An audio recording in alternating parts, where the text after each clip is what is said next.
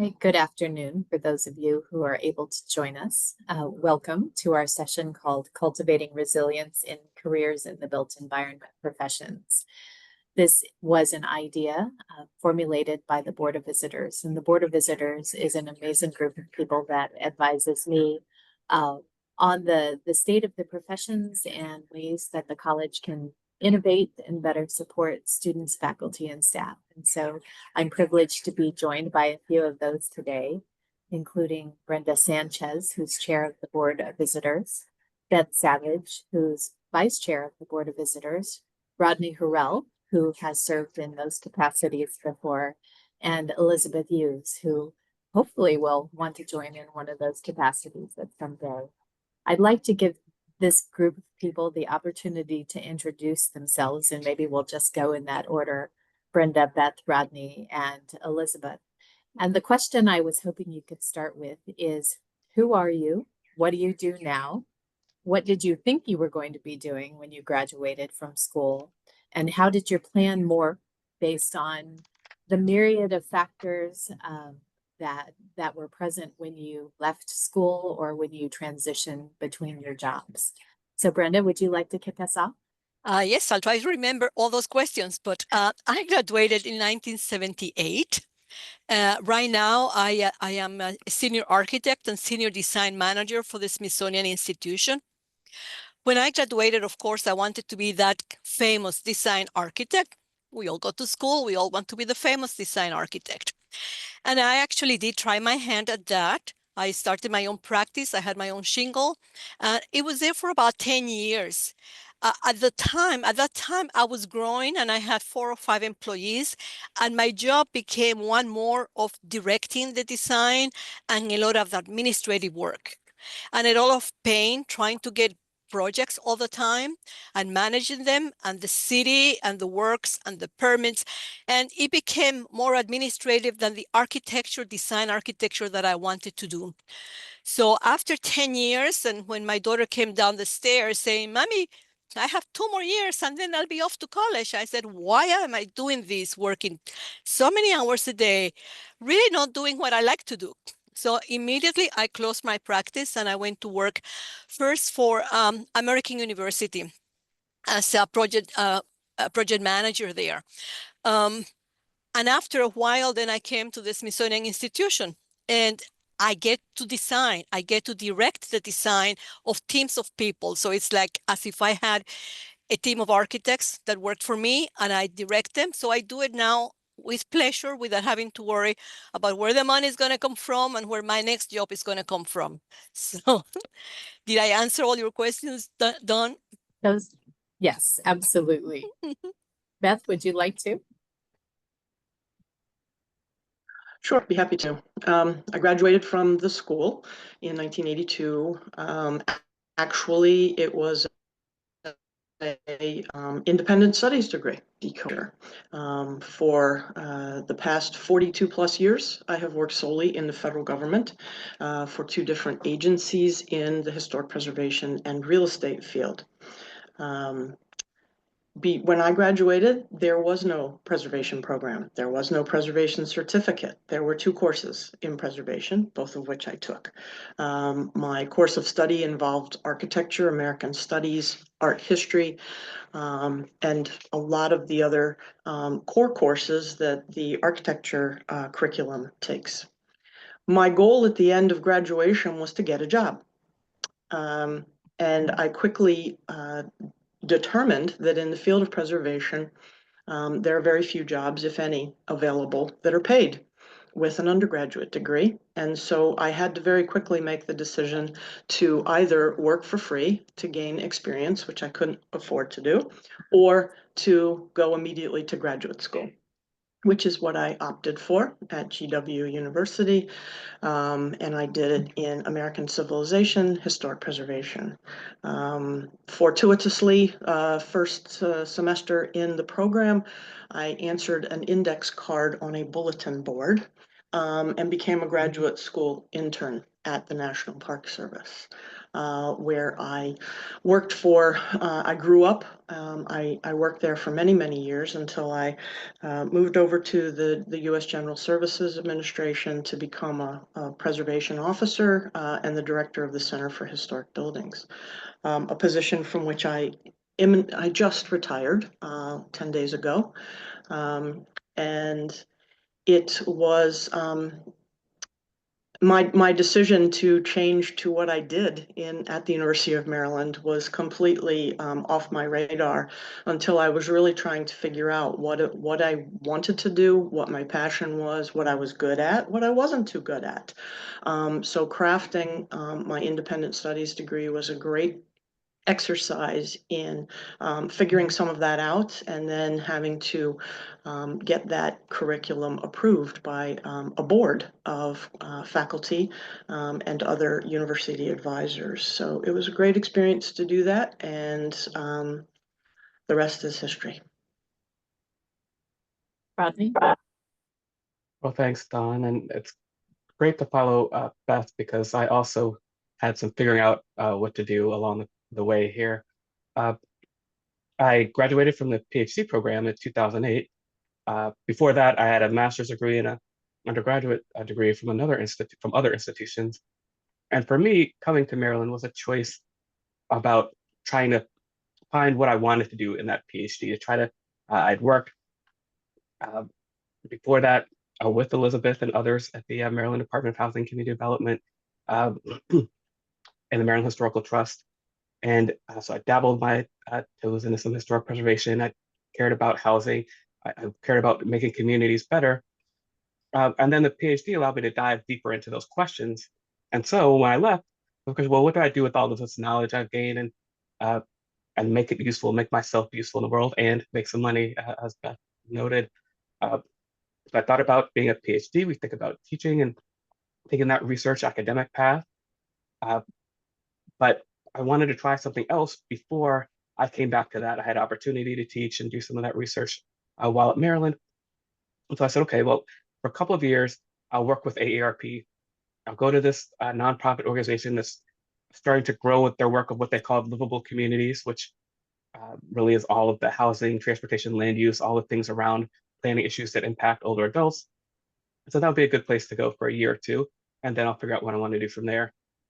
Well, that was 17 years ago, and I'm still there today. So there's a lesson in there about you never know where the paths are going to take you.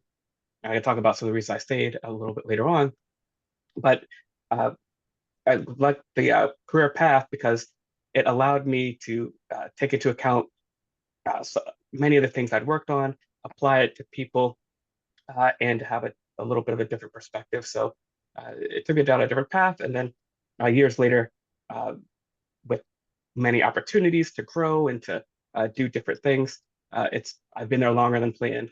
So the short career path is only one stop, but it's been a good one for me. Thank you. Elizabeth? My name is Elizabeth Hughes, and I'm the director of the Maryland Historical Trust, which is Maryland State Historic Preservation Office. We are a state agency. We used to be embedded in the Department of Housing and Community Development, which Rodney referenced. Now we're within the Maryland Department of Planning. And my undergraduate degree is in American Studies from Georgetown University. And then I went pretty much directly into graduate school at the University of Virginia at the School of Architecture there, and received my master's in architectural history with a certificate in historic preservation. And when I came out of graduate school, my thinking about my career path was that I was going to be really working very much in survey and documentation of historic buildings, because I'd had some experience with that, doing reconnaissance level surveys that were grant funded, the grants coming from the Maryland Historical Trust. And I was really interested in being out in the field, spending all of my time in the field with the buildings, having that really firsthand documentation experience. And my first job coming out of graduate school was a grant-funded survey of buildings, vernacular architecture primarily, in Southern Maryland, in St. Mary's County, Maryland. And this was in 1991. And I really enjoyed the work. I loved crawling around old buildings, being in basements and attics and looking at nail heads and saw marks, and being, up to my eyeballs in the archives was just so much fun. Interviewing people who from the community, who would tell stories about the cultural landscape of St. Mary's County, which at the time was still full of tobacco fields, which are very, you can't find that today. Loved the work. But I was in my mid-20s. I was single, and there was one bar in St. Mary's County, the Green Door, and it's still there. But there are a lot more bars there now. But, at the time I found while I loved the work, I became so lonely and isolated. Now, this was before really the internet and before social media and cell phones, all this. So maybe it would be different for someone today. But what I found was I'm being really intellectually stimulated and rewarded, but my life is totally out of balance. And what I learned about myself was I need more of a team environment in which to function best. So after 2 years of doing that work, which was going to lead to a book, a publication, which I thought, oh, this would be great, culminating sort of work, but I just had to turn my back on it. And when an entry-level position came open at the Maryland Historical Trust in Annapolis, I decided I needed to make a change. So for me, it was really learning about myself, what I needed to be sort of a whole person, that there was that intellectual side of my life that was going very well, but I wasn't happy in overall, and I needed to be working with other partners who were engaged in this work, and it was a much better fit for me. And as Rodney said, I remember talking to staff who had been at the trust, over lunch, and someone had said, well, I've been here for 7 years. And I thought to myself, 7 years, that is so long. Well, this is my 30th year at the Maryland Historical Trust. So you just never know. It turned out to be a great fit for me. And I've stayed all that time in different positions. But yeah, so that's sort of where I thought I was going to be and where I am now, working not so much hands-on with buildings, but certainly influencing how Maryland's cultural resources, how decisions are made about their preservation or development. Thank you for sharing your personal story as well as your professional story. I think that's a good reminder to all of us that what we're talking about is jobs, but jobs are part of our lives. And, thinking about our families and our children and the ways we give to our communities and those in our life is just as important as the work we do. So I really appreciate and wanted to acknowledge that you all have opened up in that way. I want to shift the conversation a little bit. Obviously, we live in a complex time. 2 of you are federal employees, one is a state employee, and one of you works with a nonprofit agency that works with both federal and state and local agencies. So your professions are embedded with government, and that's not atypical in the design and built environment professions. We often are directly related to the government. So I wanted to talk with you a little bit about politics and your profession. And of course, this is an area that we appreciate the need to be sensitive to. So I will simply ask that you share what you're comfortable sharing. I wondered how your position shapes the way you can say and do what you want to do in your work, and how maybe it keeps you from saying and doing what you want to do, either in your work or in your personal life. So does the relationship with your job in federal, state, or local government shape the way you do business? And how do you navigate in that space as both a private citizen and as a public employee or an employee that works with public agencies? Would any of you like to start with this question? I'll jump in first. Okay. And so I should mention specifically what my role at AARP is. And as Dawn alluded to, it does work directly with and indirectly with government agencies. So I'm a vice president of family, home, and community for AARP, and I oversee the approach that we have to making homes and communities better for older adults. So that means educating AARP members and others on what they might need to do, talking to industry partners about what they can do, including architects and designers. But to the point of this question, working with our advocacy team to work with state and local and federal government to try to pass policies that benefit people of all ages, that create the community options that benefit them. And so this is a very important question to deal with because we just had an election. And so in any election, we had a federal election a few months ago and changed parties. And so it's important for AARP and any other organization that wants to create change to be able to work with whoever's in government at any given time.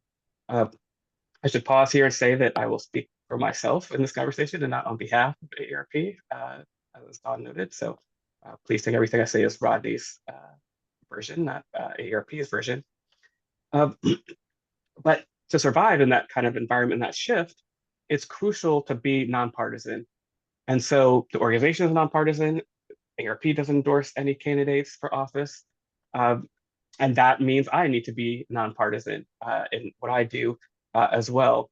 And so, as a spokesperson for the organization, I'm giving talks across the country. I'm on social media. I'm used to write more than I do now, but still writing reports every now and then. And I have to make sure that I keep a tone that is in that nonpartisan way. For me, the way to do that is to focus on the solutions that we want. And then what are the solutions and that might appeal to a given group? I'll give an example now that we're working a lot on accessory dwelling units and zoning reform. And the idea there is that that's an issue that I can talk to affordable housing folks to say, this is one way we can get more supply of affordable housing in communities if we create smaller housing options other than a single family home. I can talk to business groups and groups that are more focused on the finance side of things, the conservative folks, and say, here's an opportunity to reduce government regulation on that's preventing you from creating the housing options that you might be able to profit from. Now, my goal at the whole time is what creates more options for older adults, but I've got to craft that policy discussion, that argument in a way that can appeal to the audience, no matter where they're coming from. And that takes a lot of practice, but it's an important way to get things done. And not to set up the other panels, but I know I've been on at least one project with another panelist where we had to adjust to administration changes, even as a federal agency, and you've got to do, or a state agency, you've got to do the same thing there. On the personal side, I'll say the real challenge is that it's limiting. And I'll be honest with you that I cannot say things that I'm dying to say often about public officials or actions that are made and the like, because I represent an organization. So there's a trade-off there. Elizabeth talked a little bit about balance. And for me, one of the balances is what's the amount of influence I get to have versus what do I get to say? And so to have more influence, I get to say less of what Rodney wants to say. I still don't say anything I don't agree with or wouldn't want to say. I can just say this limited piece of it at any given point in time. And one of the ways I try to work with that was years ago, I started a blog. I called it Dr. Urban Policy. I set out a blog on the side with all of the disclaimers that the legal team told me I had to say, about a blog where I could write about some of the issues that AARP wasn't talking about. It still didn't say anything against AARP policy or the like, but I could have a space that was mine that didn't have to be approved. And now that shifted to LinkedIn mostly, that LinkedIn exists as an outlet that you can have and other social media forums. And as long as you could still be, you should be clear that it's your words only and the like, but at the back of your mind, you're still being seen by others who will see you in your professional world. So you still can't say, anything you'd like if you're representing an organization, but it still gives a little more freedom than speaking through official channels. So that gives me a little bit more freedom to make that balance a little better. But the long story short is that trade-off, that balance between speaking your mind, but also the platform that an organization can give you, that's something you just have to make peace with and perhaps figure out what ways you might be able to move a little bit here and there to do that. Things like this panel today give you an opportunity to speak a little more freely than normal. Rodney, I really appreciate this distinction you just presented. I think that's a really unique perspective to come from. Anybody else like to take on this question? Well, I do work for the Smithsonian Institution. I must say we are not a federal entity. We are a trust instrumentality of Congress. But that said, we do receive funding from the Smithsonian. Again, like Rodney, I'm not speaking for the Smithsonian at all, but I'm just giving you my own personal ideas as Brenda Sanchez, the University of Maryland graduate. I don't get involved in policies, so it's not an issue. But I do have something that I live by, and is that my politics can never come at the expense of my values. And I am fortunate that I am in an environment where our secretary has very strong values that I align with mine. So it makes it all very easy to live by. I don't know what will happen to us because we do get some money from Congress, but I know whatever it is, I sort of trust our secretary that he will make the right decisions for the Smithsonian. I'd be happy to take a brief stab at this. I have been through 7 administration transitions in my federal career. Each one has been different. It doesn't matter which party it is. Change is inevitable as transitions occur, whether it be every 4 or 8 years.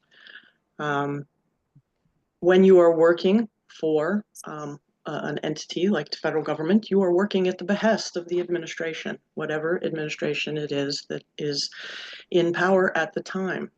But to go back to something that both Brenda and Rodney said, so you're regularly, you might use the word pivot, but I don't really like that word. But I was regularly having to look at the fundamentals and the foundations of the stewardship program that I led for more than 500 buildings across the country. And I had to look at how those fundamentals related to goals of each and every administration that came in. And so crosswalking your skill set, crosswalking the fundamental goals and knowledge that you need to do your job on behalf of the administration, and also to do your job on behalf of the American people. As a federal employee, every federal employee takes the same pledge as does the president to the Constitution of the United States. And so that is a really interesting place to be, looking at Constitution. I have had to advise some of my staff in the past when they've said, I really don't want to do that. That goes against the grain of everything I believe in. And then I would ask a series of questions about, well, what do you believe in? And how is this different? And the real key questions were, is what we're being asked to do unethical or illegal? And if the answer to that is no, you figure out how to navigate through it. You can't go over it. You can't go under it. It's just like that nursery rhyme, going on a bear hunt. You have to go through it. And each navigation is different. But you maintain the integrity of your professionalism as well as that of the program that you're leading and the people that you are leading by sometimes in very challenging ways, figuring out what that navigation is. And so, but the fundamentals of the program persist. They are codified in statute, and the statute is of the people, passed by Congress. And so it can be interpreted and it can be navigated in any number of ways. And it keeps you, it regularly keeps you, shall we say, on your toes to figure out where your boundaries may be and where you can figure out different ways to navigate, maintain the integrity and professionalism of yourself and the program and the work you do. Beth, you once told me how many administrations or how many presidents you'd served. Would you be willing to share that? Seven transitions. Yeah, that's extraordinary. That's a lot. Yeah, absolutely. Elizabeth, would you like to answer this question? Sure. So I think, at the state government level, you are closer to, well, I'm not sure if that's true, but I think you're closer to project impacts directly on communities. So you're hearing from a lot of community constituents and their representatives. So I will say that when it comes to historic preservation policy, there are certainly times when we're viewed either as an obstacle to the community getting what they want or the applicant getting what they want, or we're viewed as sort of the last hope to keep something from happening. So you're often brought in, in those situations. And so you're working with the Maryland General Assembly, member, either making them happy or making them unhappy. And so what you have to learn, I think, as Beth alluded to, is how to be, I guess, in my mind, flexible. I think rigidity is the enemy of the solution. So you have to look at ways where everyone wins to the extent possible. And you're certainly considering the needs of the resource, but you're also considering, importantly, the needs of the community. And I know I came into state government with no experience with politics or politicians and really had a very negative attitude towards them. And over time, I guess what I've learned is the folks that I'm working with who are elected officials, they, on the whole, it's not about them and their ego for the most part. There's some, but it really is about helping the community they care about be successful. And so if you look at it through that lens, it's much more palatable when you get sort of called in to a meeting that is going to be stressful and unpleasant and challenging. But when you recognize that we're all trying to get to a solution, it's much better. Now, when it comes to changes in administration, the sort of top-down impacts, again, flexibility, understanding how to tell your story about what you do and why it's important, depending upon the audience for that message. So if it's a Republican administration, it's sort of you take one tack. If it's a Democratic administration, you take another tack often. So one of the things that I've found useful, and I would really recommend to anyone in any of this work, is getting advocacy experience as soon as you can, because that's a muscle you need to practice and you need to be comfortable approaching folks and telling them what you need and why it's important and why it will make a difference. So that was something that I had done when I was doing that grant funded survey work. I was still going to Capitol Hill on Historic Preservation Lobby Day, and I was really uncomfortable doing it at first. And over time, the more I did it, I realized it was just having a conversation and educating folks who wanted to learn about what we were doing and why it made a difference. And that then became a skill that I was able to use in a different work environment when I finally came to work for the State Historic Preservation Office. Thank you. Can I follow up on what Elizabeth was saying? I think one of the big advantages that students have in this program is that it's an interdisciplinary school. And so you've got planners and architects and historic preservationists and real estate development folks kind of from those different perspectives. And then the rooms that Elizabeth is talking about and that I'm in, and like, it's so useful a skill to be able to know that people have different perspectives. As you mentioned, there may be a goal in common, or there may be goals that seem opposites, but they have some kernel of commonality to it, and being able to bring that together is a huge ability and skill to bring. And I think you get some practice of it when you take those kind of group projects and studio projects and like in at Maryland. And if you could bring those skills to the type of workplaces we're talking about, it's a huge benefit, because very rarely is everyone on all sides in agreement about exactly the solution. If it was, it wouldn't be up for debate. It wouldn't be something that's on our plates. The things that we get, and especially Elizabeth gets, are the challenging ones. And so, coming into that with an approach that recognizes the different perspectives that folks are bringing and the different kinds of solutions that might appeal to different parties at play, that's a great skill to have and thing to bring in. I'd like to reinforce that, because even though I do not deal with different parts of the government, I do have a lot of stakeholders, so you actually have to listen to what the needs are of the different people and agencies that are involved in the process. We have to go through historic preservation, Commission of Fine Arts. We have our clients, whether it's the museums, and then our fire marshals and all these people. And you do have to learn to work with them. And the exhibits people, which sometimes are not so much in agreement with what the architects want to do. So how do you merge all of that together? So yes, it is a quality, it's an ability, a skill that needs to be developed. Is learning to work with others in groups so that you can come to a consensus and to the best solution for whatever the challenge is. So you've set us up well for our next question. I'm curious, what other circumstances in your careers have you navigated professionally? So a lot of you were talking about stakeholder participation and walking into rooms with divergent stakeholders. So perhaps you want to share those stories, or maybe you want to talk about another crisis that happened, like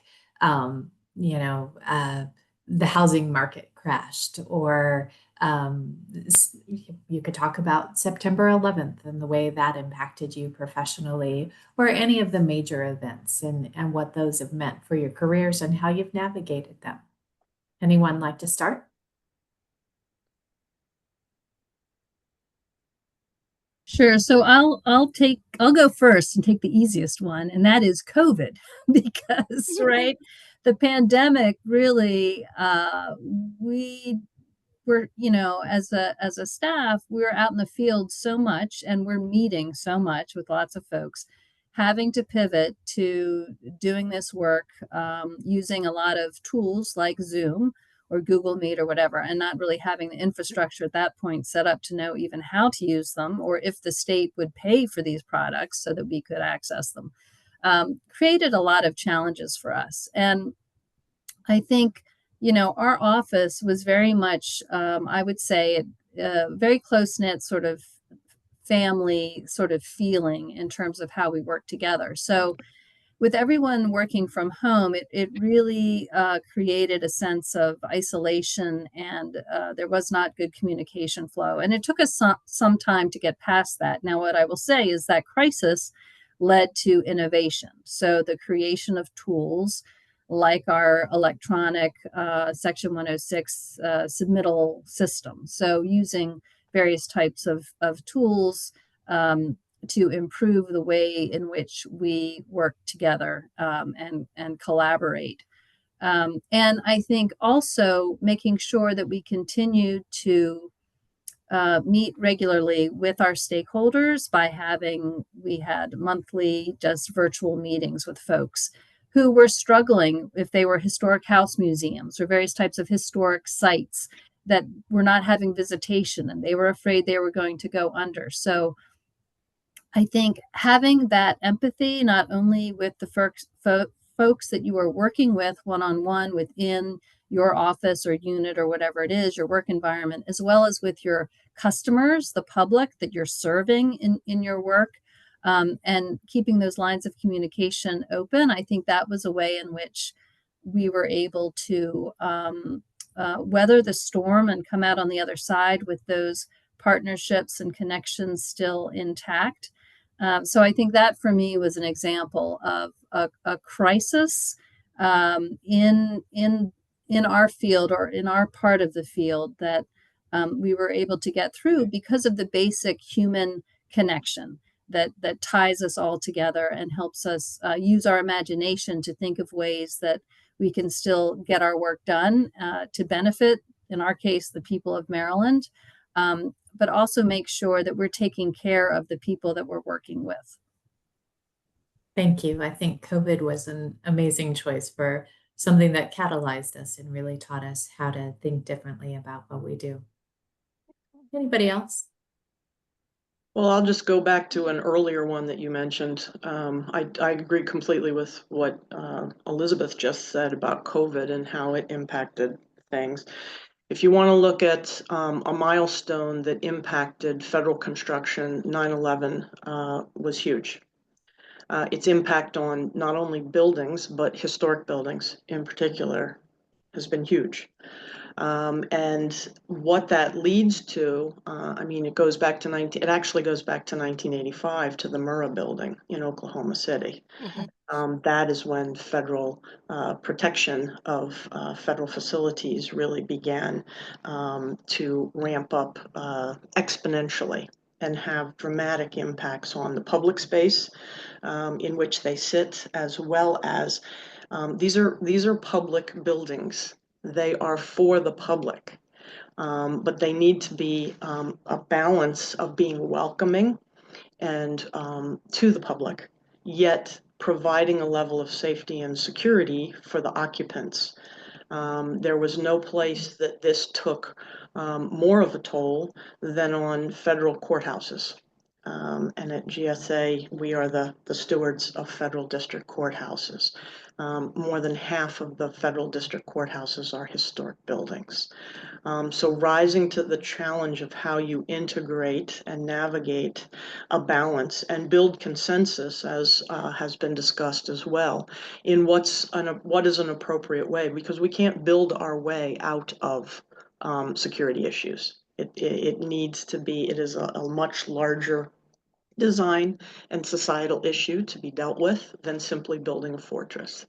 And so that was and continues to be a major challenge in how, and there's some incredible examples in Washington around the mall of how things have been very well integrated, so that as a member of the public, when you're walking into the public space and you're around federal buildings, you are safe, you are secure, but you don't look like you're walking into a high security facility per se.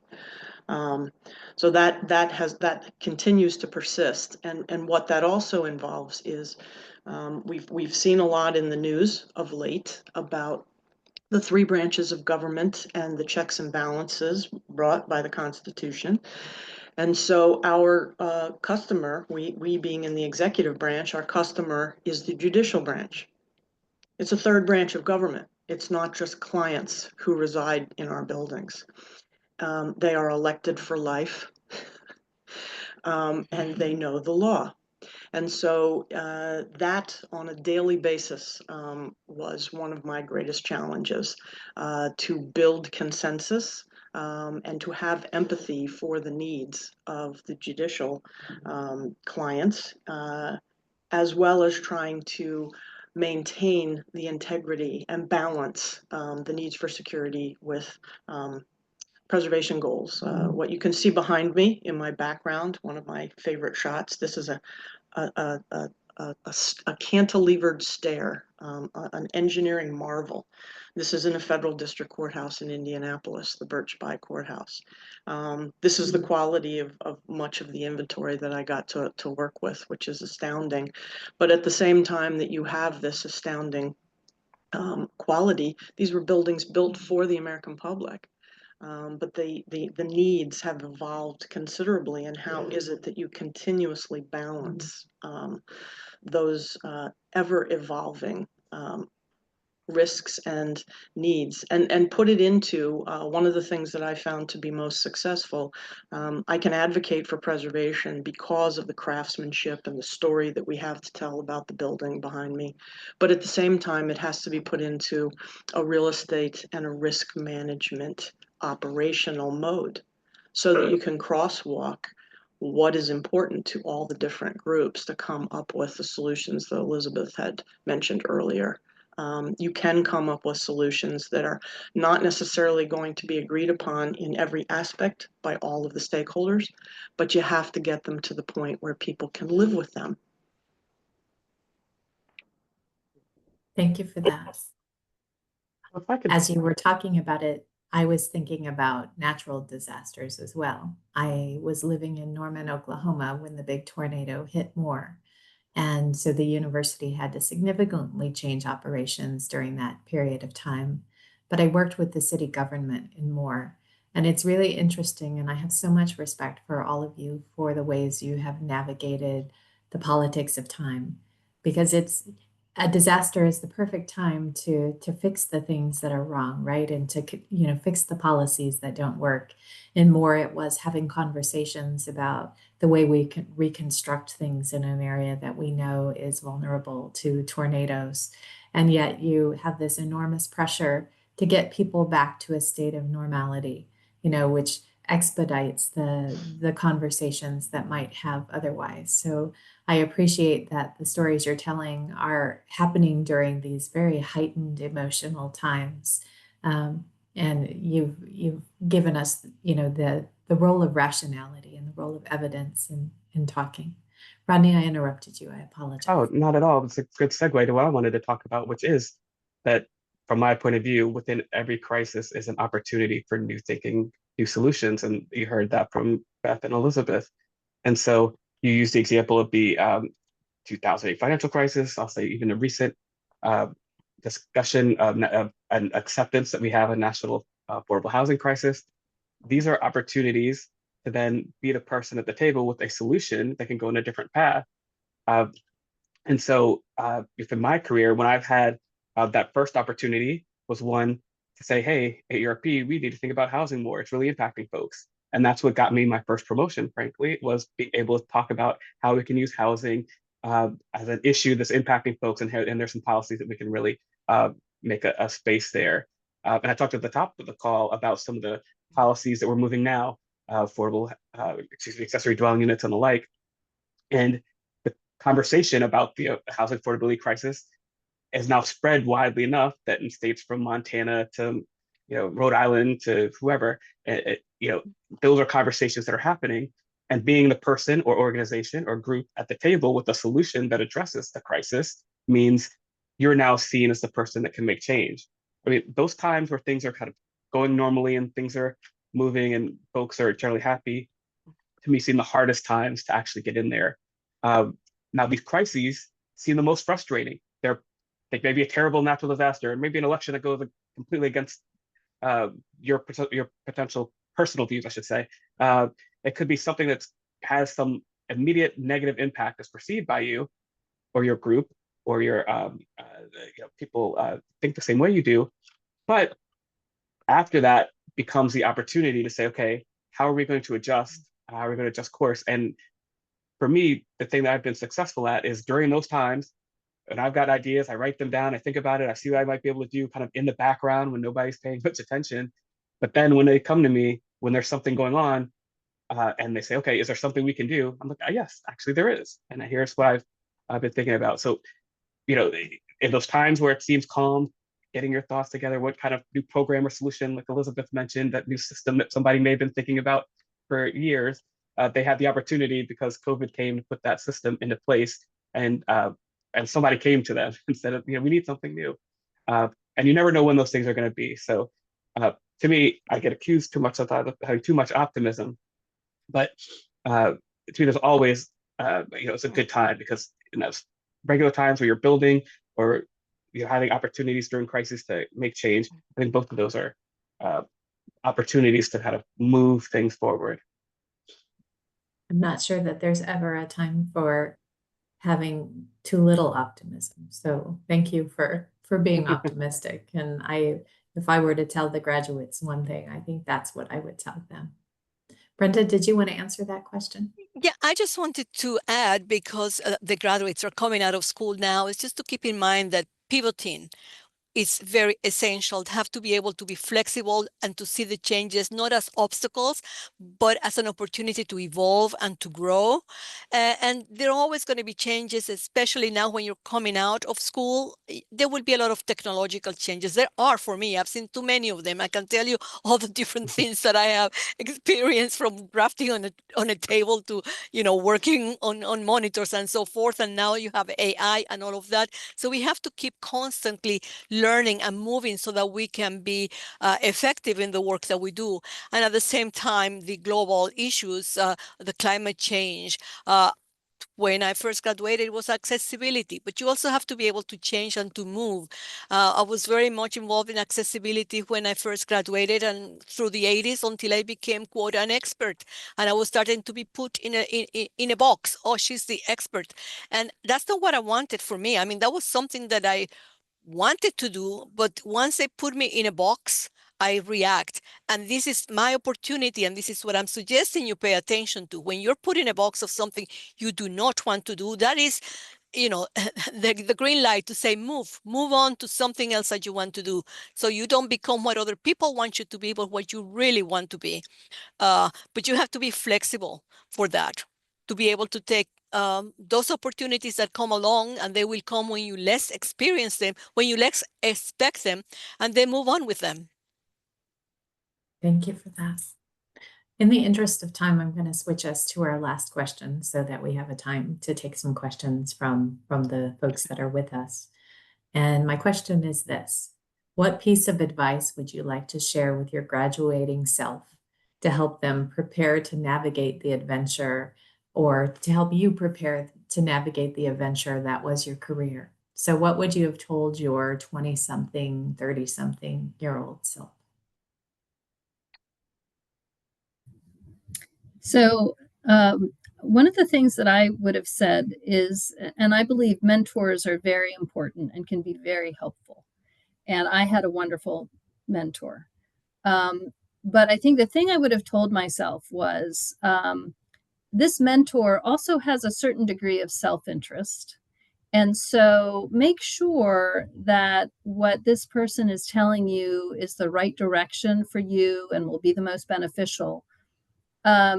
Links up with what it is you actually want and will make you happy, and that you think is the right path for you. Because I think in retrospect, I paid too much attention to the advice I was receiving, which was wonderful advice, but I think I was very flattered by the person's interest in my professional development, and really admired this person. And I went down, it all worked out in the end, but I went down a path that maybe if I'd been a little more self-aware and more critical, I would have recognized that that maybe I needed to make some adjustments and not take everything to heart 100%. So mentors are critically important and can be helpful, but also listen to your inner voice to validate that advice. Thank you. That's great advice, and I make sure to give that advice for people who are pursuing PhD programs. They're trying to figure out advisors and the like as well. Certainly, my advice is on a different path. That's the best advice I've gotten. So I want to make sure I share it with everybody that's listening, which is that a great way to perceive life is that you should always have a plan, and you should say, my plan at this point in time is to do X. And you can use that to make decisions. And look at everything you've done before, and now, given everything where it is, that's what I want to do. But then know that your plan can change at any point. So it gives you direction. It's never going to be a straight line. It's going to, make moves here and there.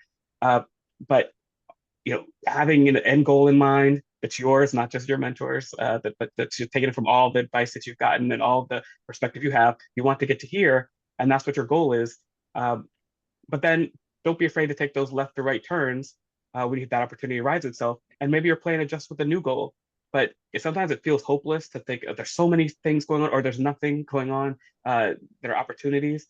But looking at what's in front of you and how that can get you closer to where you want to be has just been such a powerful method of applying for jobs, applying for programs, thinking about life choices and the like. Having that end goal in mind, making a move that moves you towards there, and then knowing that might change along the way. That's the advice I've gotten, and I rely on it often. And to follow up on that, I would say exactly the same thing. Your journey is not going to be a straight line. Have an open mind. Expect the unexpected. And think about the skills that you are developing or the experiences that you're having and what you're learning from them. Someone said it earlier, I think it was Brenda, be a continuous learner, because you will not know everything that you're going to need to know and how you're going to use it when you first start out. You're not going to know it midway through, and you're not going to even know it at the end. But thinking how the other thing is that very few people in this day and age will follow a rather singular path, as I did, working for the federal government their entire career, which was not my plan. My plan was to have a graduate internship, get through graduate school, pay that off, and then get a real job in preservation. And it just so happened that my route was very circuitous. I was surprised by it at every turn. And then when I had to make the leap from my one agency to the one that I ended with, it was figuring out how to put my skill set from a conservation mode into a business mode. And how did I crosswalk my skill set so that when I first looked at the application for the job that I ended up getting, I was like, I can't do that. But then you have to think differently. You have to think, why can you, or how can you? And then being honest with yourself. I remember being in several job interviews where I was asked about a particular skill set that I didn't have, and saying, I don't have that skill set, but I'm a really fast learner and I'm definitely interested in it. And I see it being aligned with these other skills I have. So just being honest, taking a circuitous route, and keeping an open mind. Thank you. I would just add a couple of words, and it is just believe in yourself and don't sacrifice your own values for anything. Those are powerful words. Thank you for those. I so appreciate the time that you've spent with us. I'm going to turn off the recorder because I'd like our guests to be able to turn on their cameras and to engage our hosts in some conversation. So formally, thank you. I've turned off the recording.